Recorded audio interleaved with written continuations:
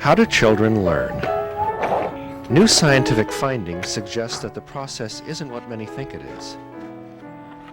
You see, most people believe that intellectual learning, reading, counting, and the like, is separate from emotional and social learning. Yay! But that's just not the case. Emotion is critical to learning. Trey. Babies process sensations from the moment of birth, Hi. and even in the womb. Hi, baby. They sense that a light is bright, or that a parent's touch is soft. They immediately attach values to those sensations, emotional reactions. A loud noise hurts, a caregiver's bedtime lullaby soothing. Oh my goodness. It's through these emotional connections that a baby's brain begins to learn about and organize the world. Even more, researchers have found that it's connection to the people in a baby's world that makes the most difference. I can't see my baby, Gabrielle. Peekaboo, I can see you.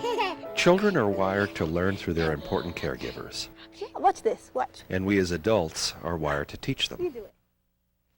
Dr. Edward Tronick of Harvard and Children's Hospital's Child Development Unit has devised a way to show how important this social connection is to babies and how much it affects them when the connection with a parent or caregiver is broken. First, Dr. Tronick places 6-month-old Mackenzie and her mother face to face. Hi. Can I touch her? He asks Mom to talk and play with her daughter the way she normally does. Hi, sweetheart. Obviously, their connection is strong. Yes, there's my baby. The baby is engaged, responsive, clearly emotionally content. Then, Dr. Tronick instructs the mother to disengage by making a still face. She stays there, but doesn't respond to her baby. Mackenzie is confused at first. She's not used to Mom acting like that. Mom turns back, but keeps the still face. Mackenzie expects her to re-engage, but when she doesn't, look how the baby reacts. Even at this young age, she tries to entice Mom to interact with her. She reaches out. She smiles. She flails her hands. All strategies for getting Mom's attention. When that doesn't work, she becomes fussy, emotionally agitated.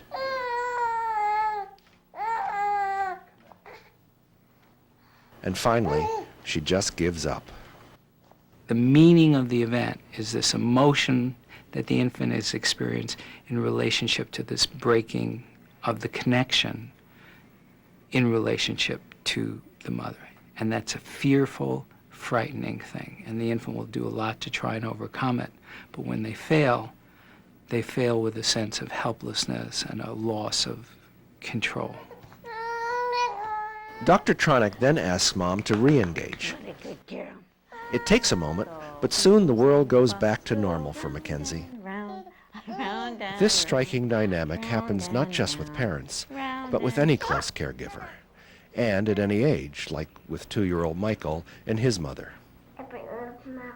Mom puts on the still face,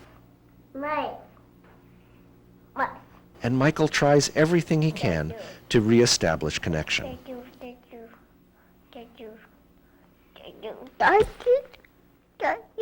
When he fails, he falls apart dramatically, just like the younger child. Children also have another reaction. Watch when Quincy's mother disengages. He becomes distraught, then more and more insistent, and even physical. But when Mom re-engages, the connection is re-established. You did it. I did it. And Quincy goes back to being his normal, happy self. Want to talk on the phone? Children are resilient, and breaks in close connection happen all the time in everyday life. What are you doing? What usually then takes place in good relationships is this reconnection that we've seen. And we know now, looking at the interaction, that there are only maybe 20-30% of the time is the interaction perfectly quote unquote perfectly in sync. The rest of the time is sort of, you know, you're in sync, you're out of sync, you're getting back into sync.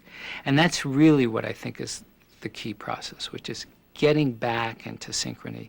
Dr. Tronick believes that the process of disconnect and reconnect is not only normal, but positive. When you reconnect, one of the things that can happen, not always, but some of the time, is that you create something new. If you create something new, you grow. And babies are about growing.